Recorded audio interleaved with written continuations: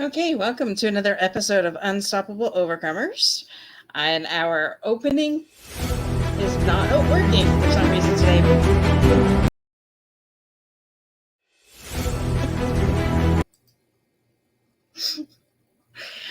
Oh, Lord help me. Anyways, today's sponsor of the show is Camaraderie Rescue Mission. We have a 6-month summer of fun raffle going on for the Winter Haven location in Winter Haven, Florida. But don't worry, if you're not from there, you can definitely still get in on the fun. Valued at over $7,500, yours today for only $100, and you get your Camaraderie Rescue Mission t-shirt. With that, I just want to thank all of our guests for being here tonight. And we're going to bring to the stage Miss Daisy Paige. Welcome to the show. Hi, Dorothy. Thanks for having me today. Oh, my pleasure. You know, it's always fun doing a live show because you never know what to expect. We have an amazing opening thing that didn't work, but that's okay. It will, amazing opening. So Daisy, tell our guests exactly who you are and a little bit about yourself.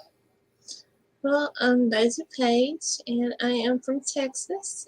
And lived here all my life. I was born in this town, and I've tried to move away several times, but every 4.5 years there's something that always brings me back, some sort of tragedy or some sort of trauma.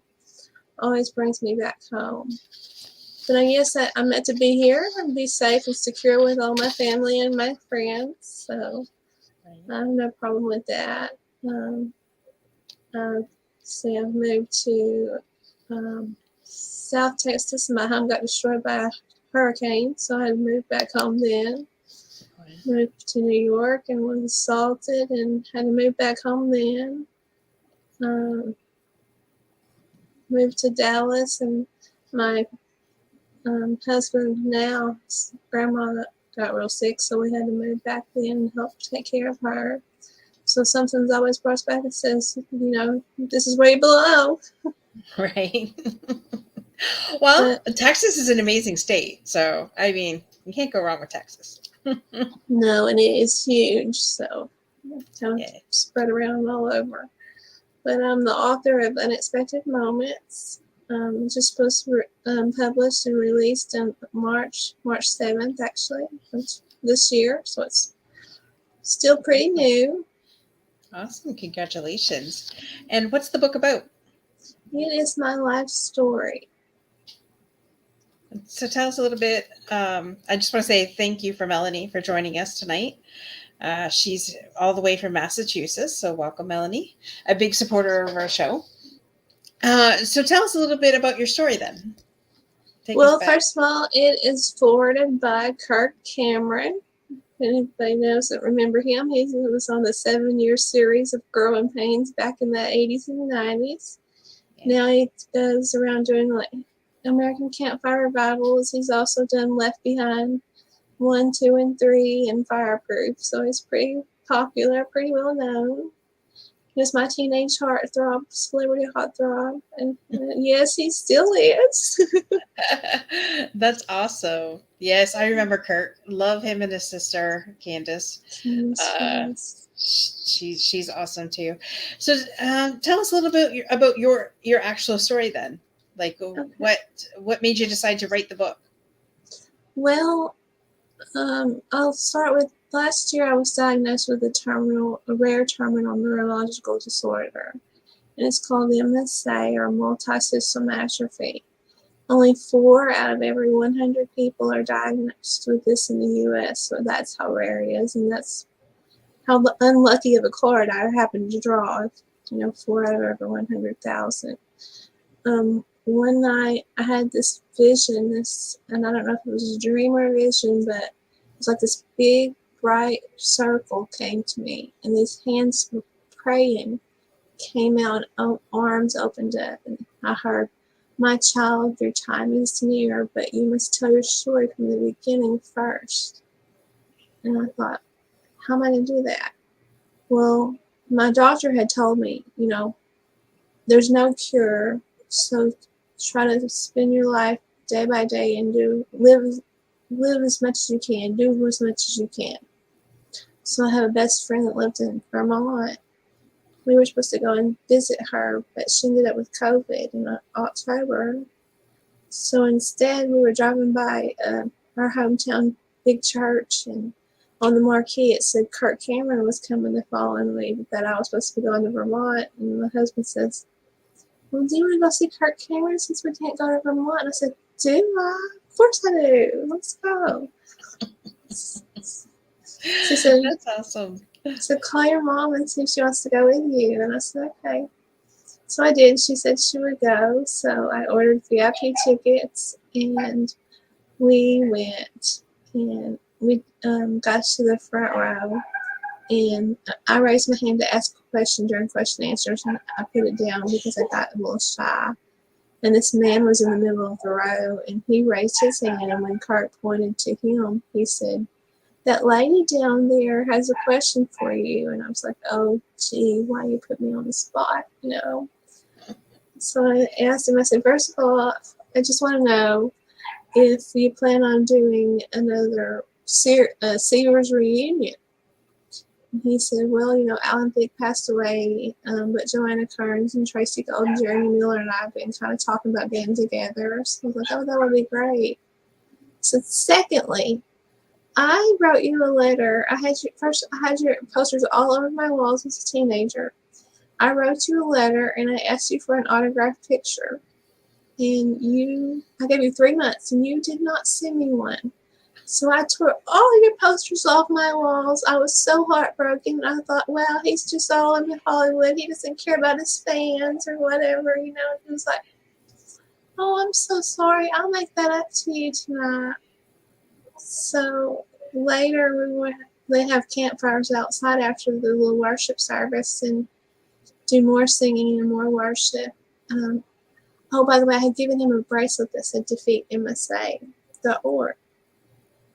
So after the campfire, he comes up to me in my wheelchair and asked me if he could pray for me.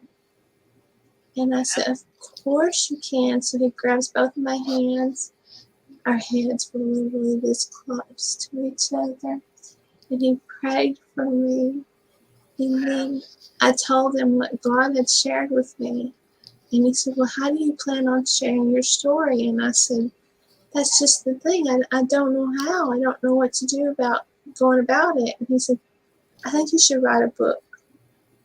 So I said, "Me? Write a book? I've only written a poem my whole life." He goes, "You can do it. Just ask God for the words and keep me updated on your progress. Here's my email address." And I was like, "Oh, wow, okay."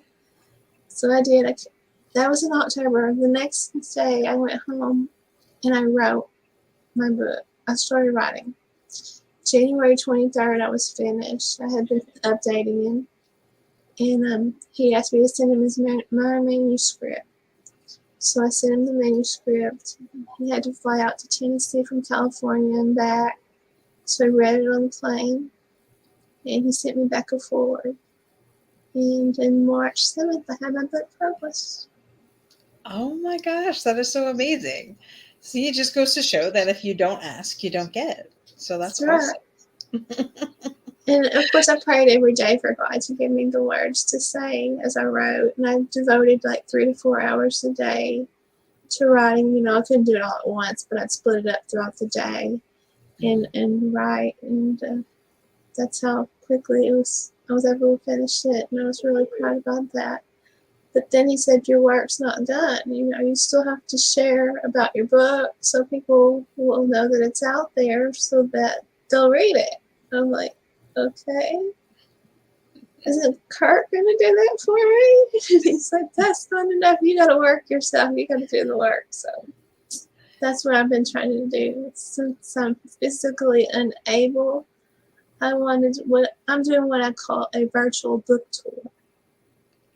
Awesome. Well, welcome to I guess we're part of that tour. You So are, that's Dorothy. awesome. That's awesome. So thanks, Roxanne, for joining us. And yes, Melody, this is completely awesome. You never know what is in store for you, especially when you go through different things, right? You think that it's happening to you, but it's actually happening for you. And that's pretty in some circumstances. I guess that can get pretty deep, and some people can argue that point. But I'm a firm believer that um, we go through things to help other people. I am so now. At the time, I wasn't. Started as a young child. About 8 years old, I became a Christian. I participated in state Bible drills, and I'm from Texas, so I won second place in a state Bible drill in Texas. I knew the Bible from front to back, and I went to church camp every summer. My stepmom was the pianist, so we went to church every Sunday morning and evening and Wednesday nights. And I loved church. I did Bible devotionals every morning, and every evening I did a little Bible study. Then at 9 years old, I was at my grandmother's house, and I saw this picture of this woman on the wall, and I asked her, I never met her, so I said, Grandmother, who's that woman up on the wall? She said, she just left the room, and I didn't understand why she didn't answer my question.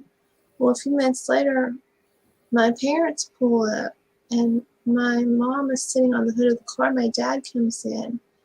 He said, sit down, I need to tell you something. He said, your mom's gone to heaven to be with the angels. And I looked out and I saw her sitting on the car, so I took off running outside, and I said, Mom, you need to go back in there and you need to tell them that you're not dead, because they're telling me that you're dead. And I'm touching you, you're here. So she grabbed me by the hand and walked me back in the house, and that's when they tell me that that woman in the picture was the woman that gave birth to me, and that Jolie was my stepmother. And of course, they had married when I was only about 13 months old, so she's the only mom I ever knew. Wow. So that was really life-changing and shocking. But after I found out that, I started being molested. Oh. By an immediate family member, and was told that it was my fault that my mother was dead, and if I was never born, she would be alive still, and that since it was my fault, that's why I was being punished, and I was going to continue to be punished for it. So in my head, I believe these things, so I was being sexually and emotionally abused. And my aunt caught the event the very first time, and she took us and prayed about it and thought, oh, it's just childhood curiosity. So I didn't think I was supposed to tell anybody about it, and I kept it quiet until I was 14 years old. Wow. That must have been devastating. Not only to find out that your real mom, or the mom that you thought was your real mom, isn't your real mom, and then to be molested after that. Like that, I can't imagine. I'm sorry that happened to you. Wow. Yeah, and then Did when you I was telling people after that, or? Well, when I was 14, I was raped. And then after the rape, I was laced with PCP and LSD from another guy.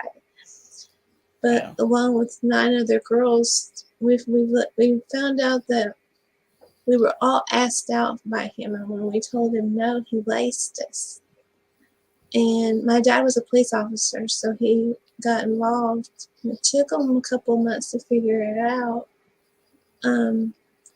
when they did, they went to bust the guy, and he pulled a gun out on one of the officers, so he was shot and killed.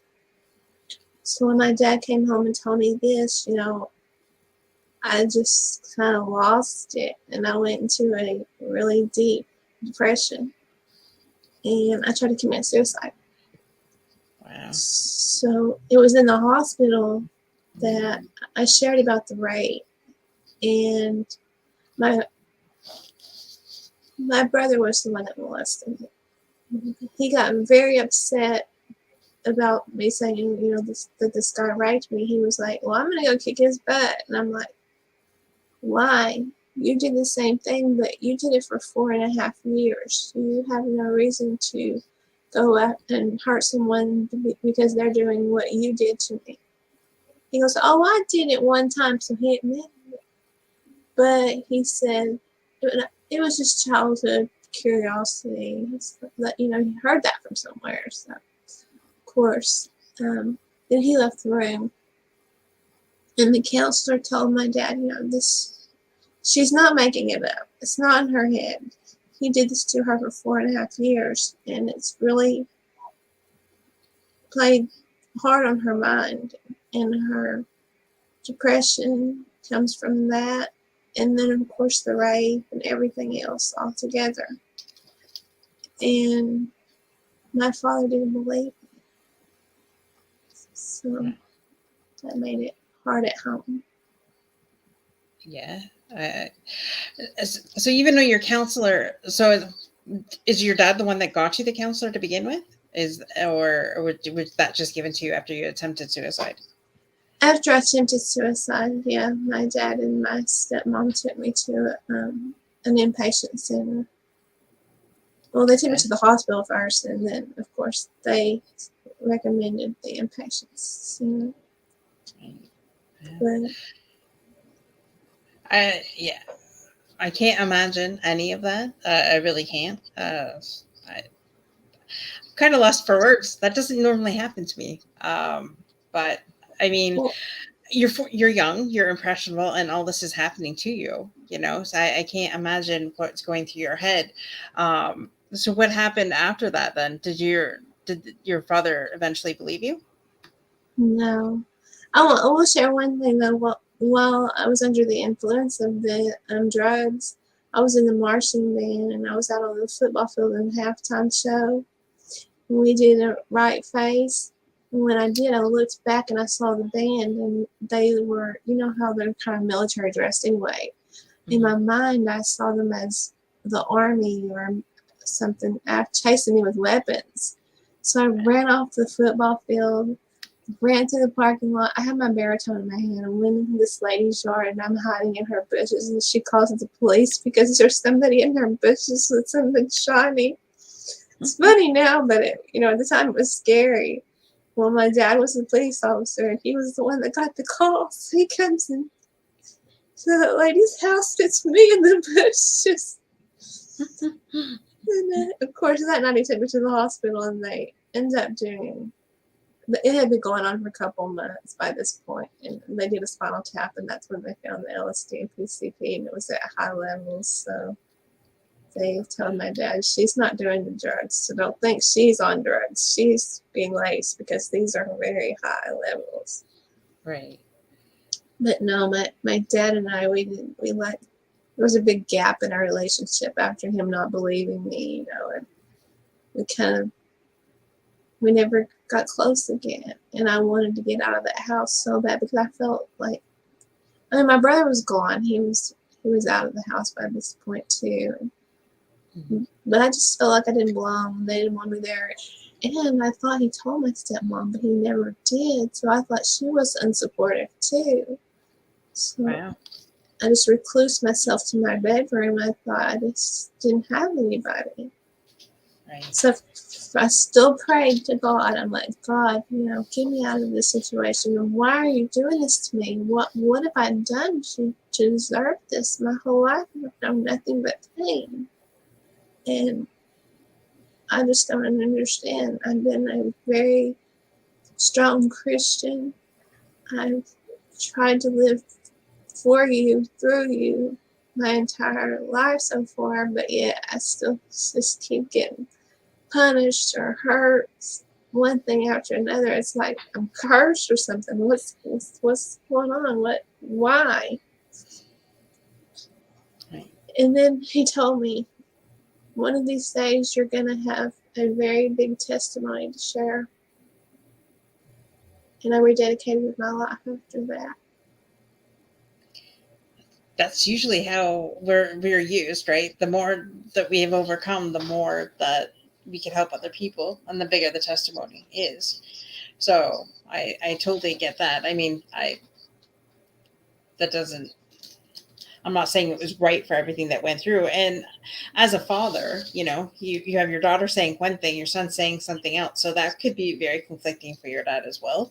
But as a police officer, you know, I doing just his own think, due diligence in the matter, right? yeah, You would I think, just think he was in denial. He couldn't accept that his own son could do that to his daughter, and it was just something he couldn't fathom. He just couldn't believe it. He couldn't accept it. right, right. Which I don't know. As a parent, I would hope that I would um, understand and at least get answers instead of just accepting, you know, no, I didn't do it. Um, but then again, we're not really sure what we'll do unless we're in that situation. Well, my children were molested, and I was glad that I was able to support them and believe them. Of course, I felt guilty that how did I not notice the signs. But that guy has been in prison since 2007. He's still in prison, so Well, that's I'm good. so happy about that. Yes, exactly. Justice was served, right? It was. That's well, at least that justice was served.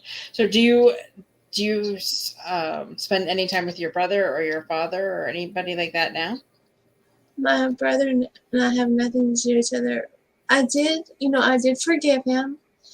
I reached out to his ex-wife last year after I found out about my terminal illness.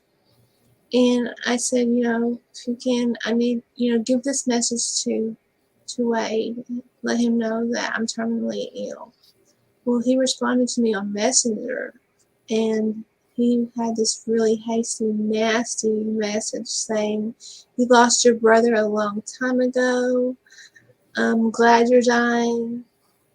Wow. Um, after what you said about me, you ruined my life. Um, I don't know if you'll make it up there with mom and dad, but goodbye and good luck to you wherever you go," or something like that. I just didn't respond. I was like, God, this is in your hands. And since I wrote the book, I've seen doorways open up. Like he's been prosecuted or indicted for sexual misconduct of a youth group. He's a youth minister of all things. He's been indicted Wow. for sexual misconduct of a youth in this youth group. So justice is happening. God says vengeance is mine. So Well, that generally is what happens. You might not get caught the first time, but you're going to get caught eventually. You know, exactly. um, or you would think that you would have stopped after the first time, but Yeah. that's some people are, I guess, I don't know if it's psychopathic tendencies or whatever you would call it, but anyways, glad that justice is being brought forward for sure. Um, yeah, wow, that's unbelievable. But again, in their mind, they don't see that as anything wrong, right? They just see that they thought that they were being unjust, right? That acting like the victim instead of the perpetrator. Yeah. Well, he even did it to his stepdaughter and her daughter. So A cousin of mine said that he had an ex-girlfriend, my brother's ex-girlfriend. He saw her at the gas station, and they had been together for a while. And he asked her, "What happened? Why did y'all break up? I thought y'all were really a happy couple." She said, "'Cause he raped me." So he makes me kind of think, what happened to him when he was a child? You know, Mm-hmm. how could a child do this to another child? They must have been abused too. Right. Well, and yeah, it's just that, like the saying, hurt people hurt people. So what happened? Something must have happened to your brother in order for him to be like that, right? You Yeah. know, um, But it doesn't make it right. But. I did have a really great boyfriend after the rape and the license situation with someone that I was friends with for a while. He treated me really good. He went to church with us. He was really, really good to me. He never pursued me. And I thought he was too good for me because all I had known was pain. So I broke it off with him. And then I ended up with another guy. And like I said, I was trying to get out of the house because I didn't feel wanted or. So I ended up pregnant in my junior summer. And after I had the baby in my senior year, I moved in with the father of the baby and his family. So I got out when I was 17. And we ended up having 2 more children, and we were together for 11 years, but he was very abusive. So I'm back in that pain again. But there were several times I got on my knees and I prayed. I'm like, God, I let Wes go. That was the good guy.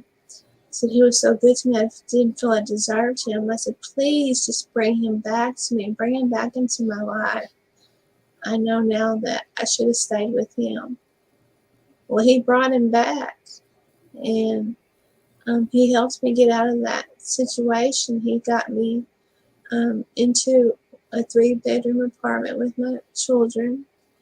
And then one day I came home from work and he was just gone. And I said, God, why did you take him away from me? I just got him back. I thought he was going to be the one. He said, Daisy, I got you out of a perfectly bad situation. That was his purpose. He helped do that. If you wouldn't have seen him, you wouldn't have never gotten out. So that's why he came back and he did that. So he's gone now. And that's, sometimes people are in our lives for a reason, a season, or, we really don't know. So now, did you end up getting, did your counselor end up helping you once, your dad wouldn't believe you and things like that, and transitioned after that, and you didn't have a relationship with your brother? Have you gotten any counseling or help with that afterwards? Or when my dad found out I was pregnant, he took me out of counseling. He didn't feel it was doing any good. So my dad was possibly murdered when I was 20. And he was in an election, and there was some really corrupt stuff he was uncovering. So he was getting threatening phone calls, and he ended up found under a car. There was nothing wrong with that car, and he was crushed. So set up to look like an accident. wow. Yeah, and no autopsy was done. So 3.5 years later, after fighting through the court system, we ended up getting his body exhumed, and autopsy came back inconclusive because the coffin wasn't sealed properly. So the body was too decomposed to get, a really good autopsy. So we still don't know those answers. Wow. Wow. I it's almost like it's one of those movies, like you said, one of those horror movies that you're not sure when you're ever going to wake up. Exactly. And it really never ended, but I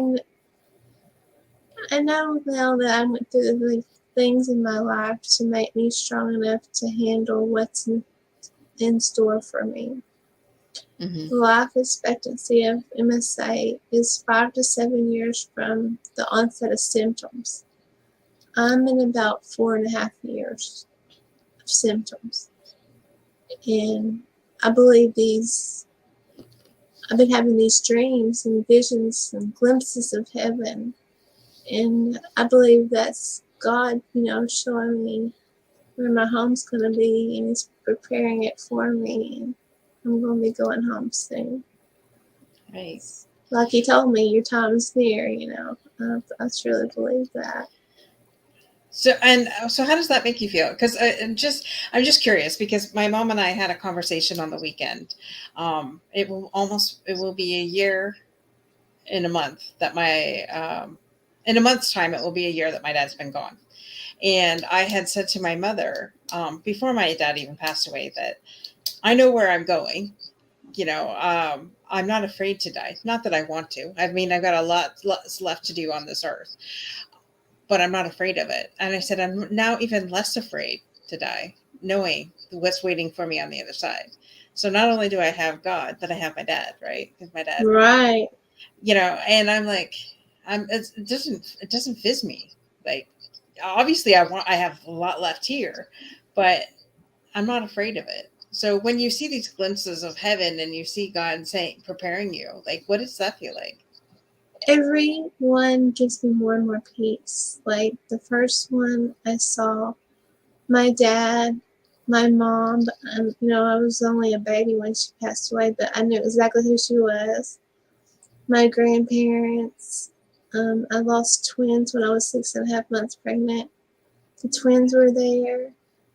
I saw all these people, and the you have this homecoming celebration of feast, and there was a table as long as I could see. I couldn't even see the end of the table, and it was like on one side of the family, generation after generation after generation of my father's family, and on the other side was the same with my mom's family. So it's like the huge family there to meet you and have this huge feast of welcoming you home. And it is beautiful. It's so indescribable there. And I've had it was to the point where I was having 2 to 3 a week, so I was feeling more and more peace. And I'm so ready. I've got my advance directive done, my power of attorney, my assets. I've gone through pictures with the kids and separated them out. My mom and dad's things, to whom they'll go to. My things, whom they'll go to. I'm so getting my ducks in a row, Right. And I know that I'm leaving some people behind, but I know that they'll have each other, and they'll know that I won't be in pain anymore, and I'll be in a better place. And I also learned that those in heaven don't miss us. They get to come and visit us anytime they want to. So. Right. So what and how are your kids taking all this? And is what you have hereditary? Is that something that they can catch too? No, it's not hereditary. What I have is MSAP. There's MSAP and there's MSAC. MSAP is a Parkinsonism type. So for a couple of years, they thought I had Parkinson's, and that's what I was diagnosed with until I saw this last doctor, and he says, no, you have MSA. Or there's MSAC, which is cerebellum. But it's not hereditary. They're not even sure. All they know is it's extra. I can't pronounce the word, so I'm not even going to attempt it. It starts with an A. I just tell you that. Some sort of protein in your brain. Everyone has it, but those with MSA have more of an abundance of it, where it's toxic and it kills things in your brain. So your autonomic systems, such as your circulatory system, your digestive system. First off is your mobility system. All those kind of systems just start shutting down. My circulatory system is giving me problems now where if I stand up, sometimes my blood pressure will go as low as 62/50. Wow. And sometimes when they have me stand up in the doctor's office and take it, it's non-existent. They're like, okay, sit down, just sit down. Because they try like 3 or 4 times and they can't even get a blood pressure. So that would be scary, and especially for your husband too, being there with you when that happens.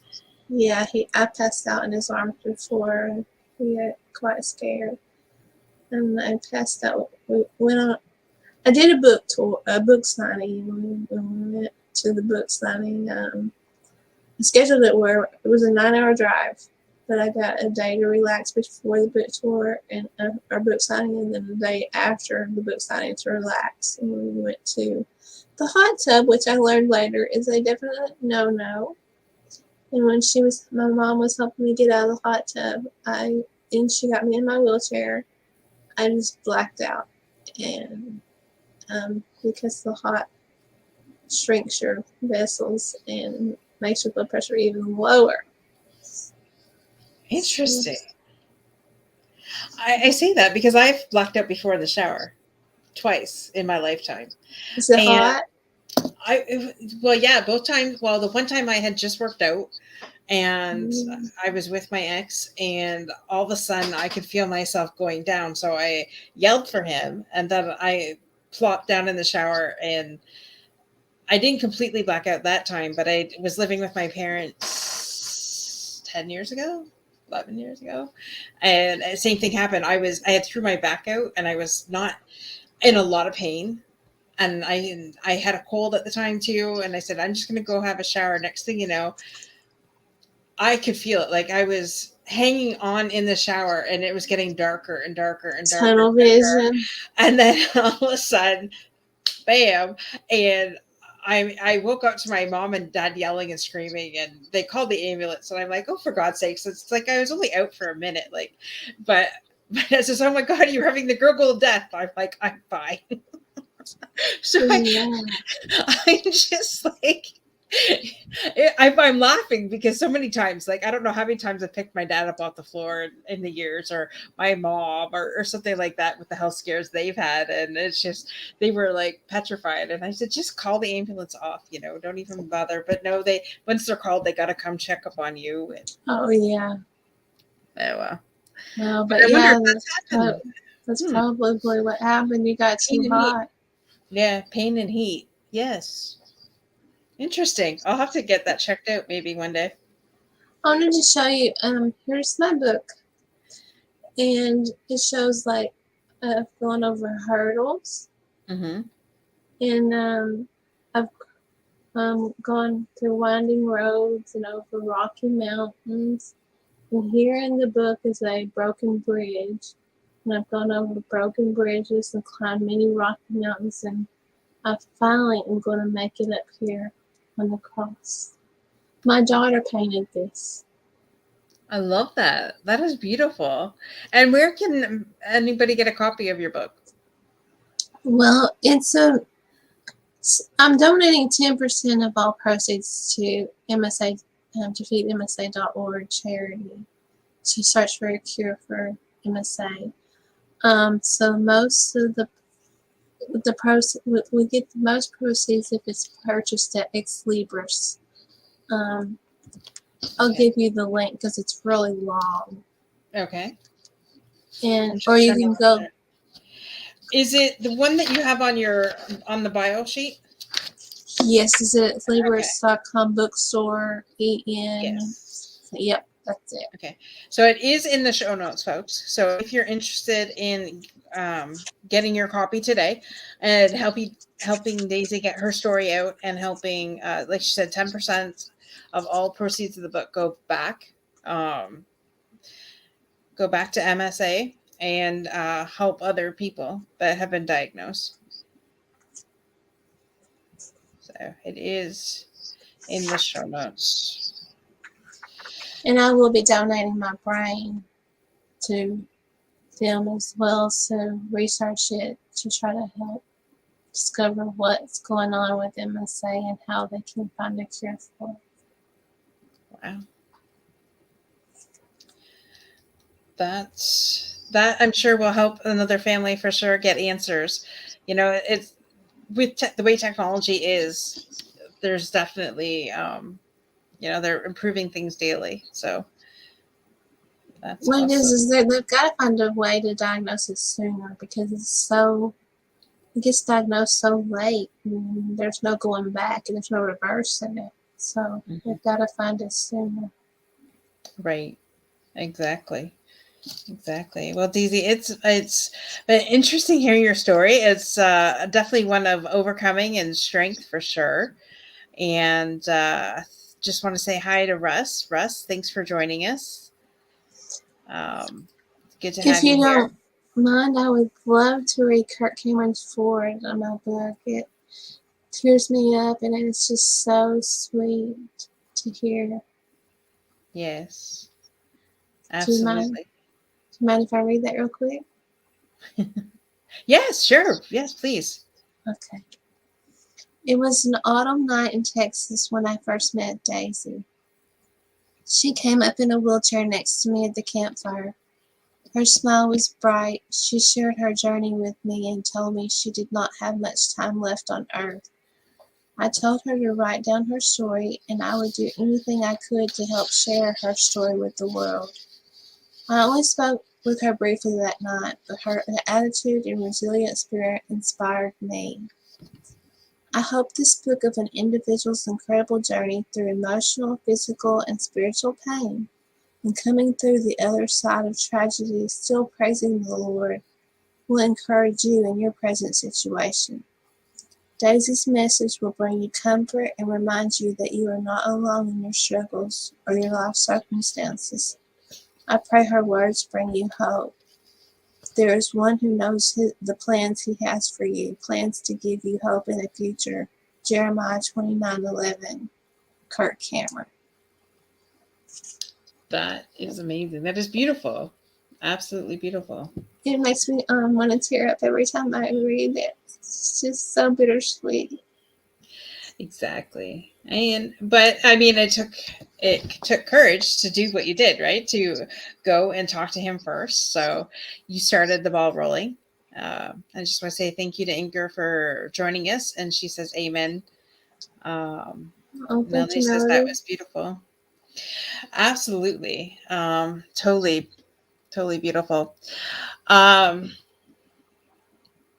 where's the best place for people to contact you?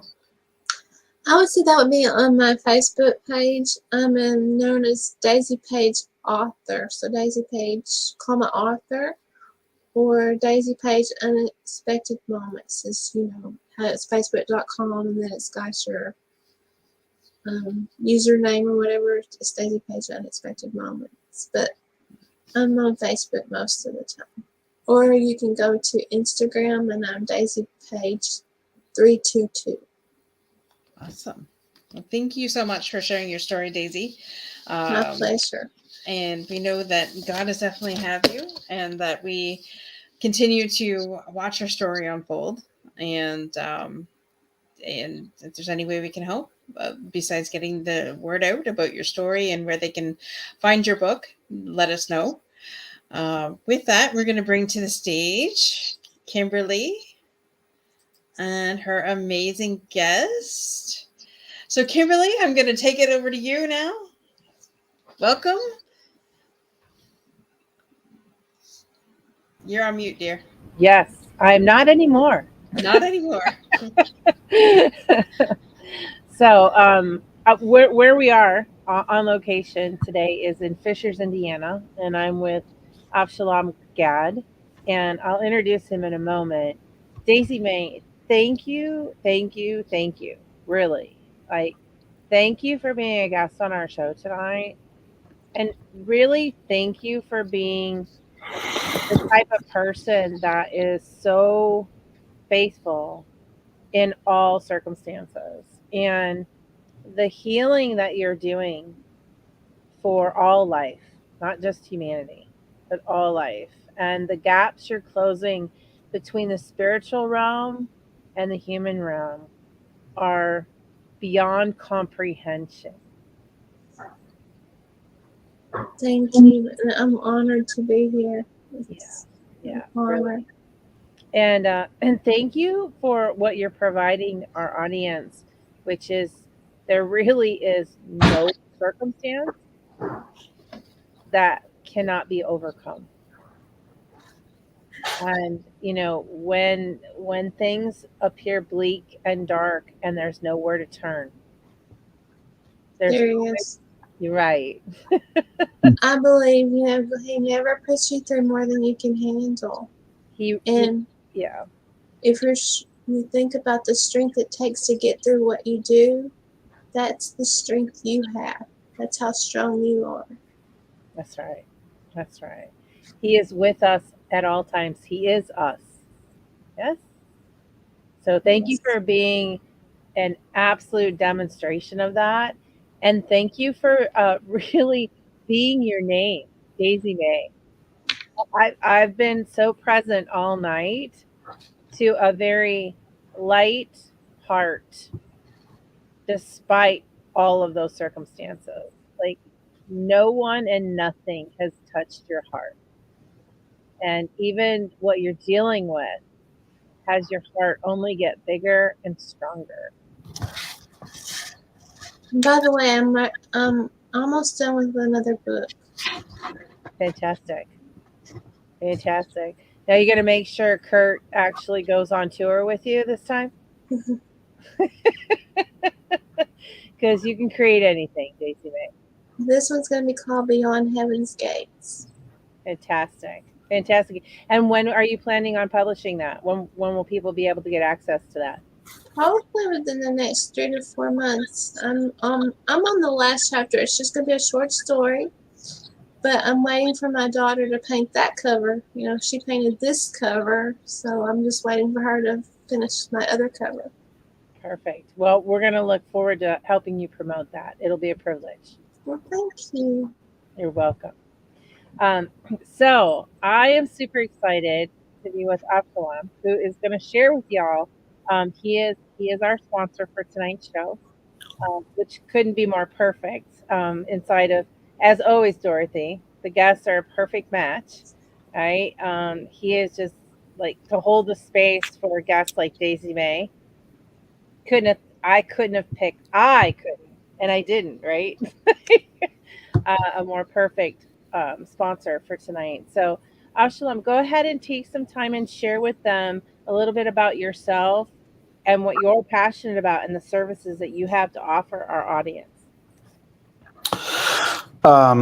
Well, thank you for having me, and thank you, Daisy. That was an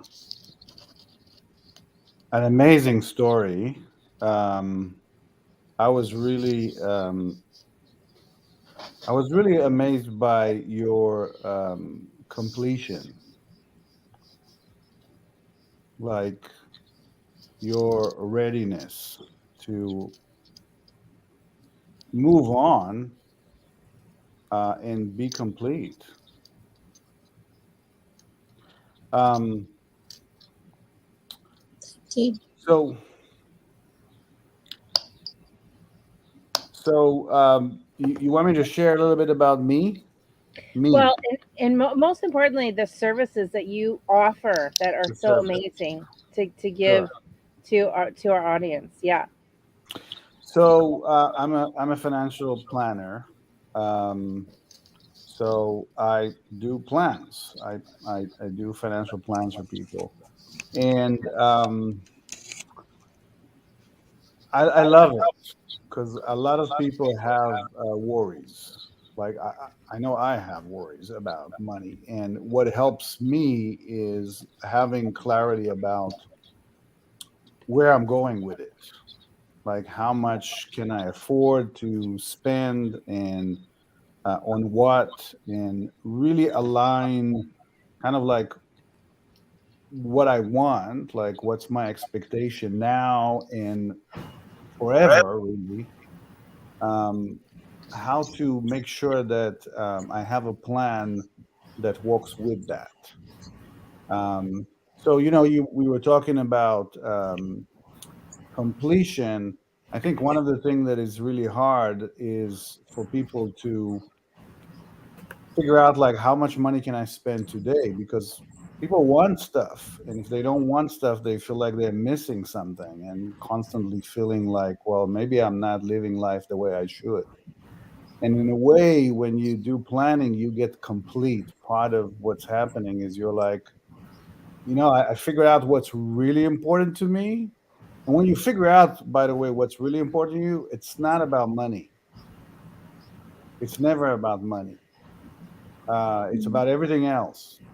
So, but then you can figure out what it is that you can spend now and how much you'll have later to fulfill whatever it is that's important in your life. So it takes some planning, because you do need to understand money and different products and different mathematical financial ideas. But it kind of like helps you get clarity and peace of mind. So that's what I love doing. Beautiful. And tell them a little bit of how you ended up in the financial world, because guys, he's super passionate about retirement specifically. Which that's any age. Like, who he can be for you is have you retire, right? Financially, and what's there for me is retirement really is about being financially free, right? Right. Which can happen at any age, especially with this guy. Um, so I'd love for you to share like where you're from and how you ended up here, and the road to your financial passions. So I'm from Israel, and I used to be in Israel an attorney, but I didn't like it at all. But I worked at it, and I saved some money, and I remember I had some money, and I wanted to invest it because it was the 90s and everybody was making money, and I would drive with taxi drivers to the court and to the courthouse, and taxi driver will tell me, "Oh, I just made this much money in the market." And I was like, what? I have a business degree and a law degree, and I have no clue about what to do with my money.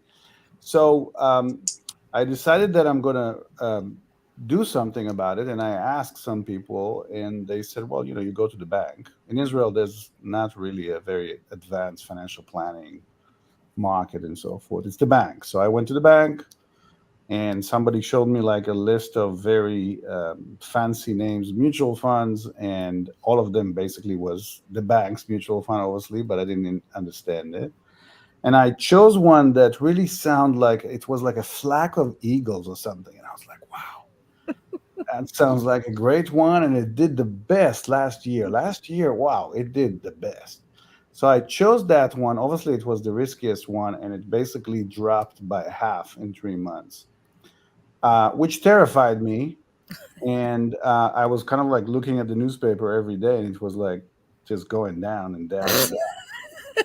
And finally, I just gave up, and I went to the bank and I said, "What's going on?" And he said, "Well, it's the market." Obviously, he wasn't a great financial advisor. Just said it's the market. That didn't make me feel great. I said, "Just give me my money, okay?" And I took my half, and that was it. But I'm very tenacious guy, so I was like, I'm going to figure this one out. So I went and bought a book about the markets that was talking about stocks and bonds and so forth. It was 430 something pages, and by the end of it, I knew nothing about investing. It was literally talking about how stocks are and bonds are and how the market works, but it has nothing to do with how to invest. And I was so upset. I was like, I'm not putting a dime in the market until I know what it is. Um, so, long story short, a lot of time passed between that time and then I kind of traveled the world. I got married to my wife, who is an American. That's how I ended up here. And we came here, and we really planned to just work for like 6 months, make some money. And my plan was to take her back through India, back to Israel.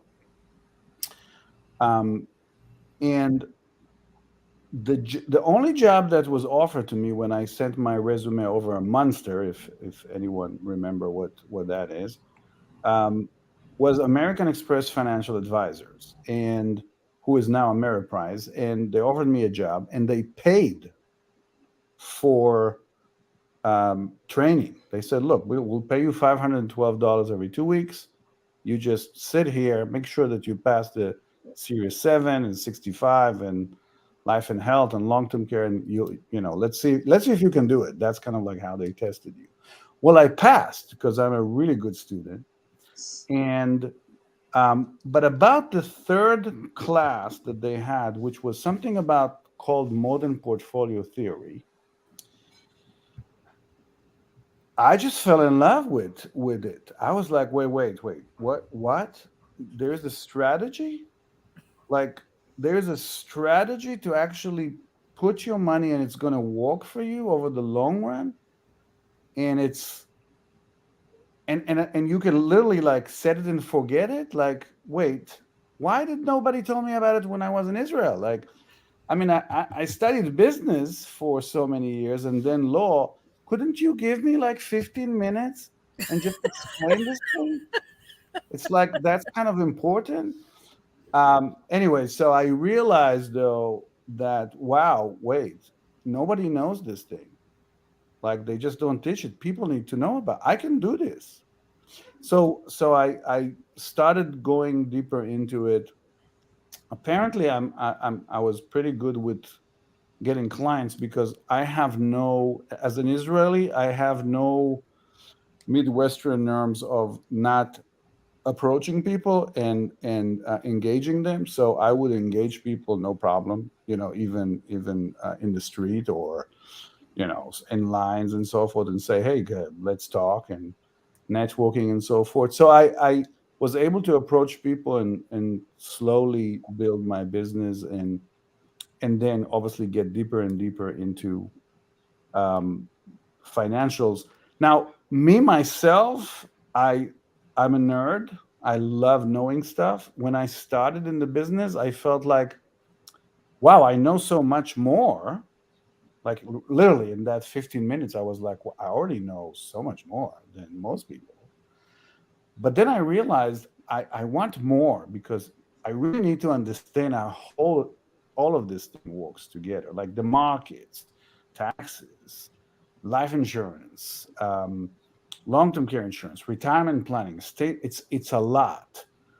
So I decided to just study, and I just went and got my certified financial planner and CFP and RICP and double wealth management certified planner. And the more I got it, the more I felt confident. It took a while until I got to a point where I felt like, okay, I think now I feel in integrity when you talk to me. Like I know exactly what to do. Like I got it. Now there's always more to know, but I got to a point where I feel like, wow, I can really make a difference for people. That's a phenomenal feeling. Yes, and especially in the area of finances. So I gave him more time than I usually give our sponsors because really want everybody to know who he is for them and their financial security and his passion, his actual passion for people to be free financially so they can pursue what there is for them to pursue. He needs to speak to my husband. He's got money in the stocks, and he like watches it every 30 minutes. And I told him to spend it there, stay away from it. Like my son, because my son started his own Bitcoin miner, company. But my husband's like, I lost half their money. I got to pull it out. And my son's like made $60,000 in 1 month, and he's trying to tell him, this is how you do it. You just gotta forget about it. And in my mind, I've already said that's money that we don't have. Just forget about it. Quit watching it. You're just gonna drive yourself insane. Well, and that's why you hire people like Avshalom so they can watch it for you. So thank you. And with that, let's share our fundamentals. Stacey May, what are your 3 fundamentals that you want to leave everybody with tonight? Spirituality, faith, and hope. Beautiful. Beautiful. And I definitely got that from you tonight. Those 3 things definitely run down to the core of your being and provide a granite rock solid foundation for you and anybody who gets to be around you. Thank you so much. Thank you, Kimberly. Absolutely. Avshalom, what are your 3 fundamentals that you want to leave everybody with tonight? So I'm not clear what you talk when you say fundamentals. Yeah, well, that's perfect. So what are 3 things that you would want people to base, like, at the core of their being, at the core of your being, Avshalom? What are the 3 things that allow your life to be fun and full and free? So I would say it's completion is one, getting complete.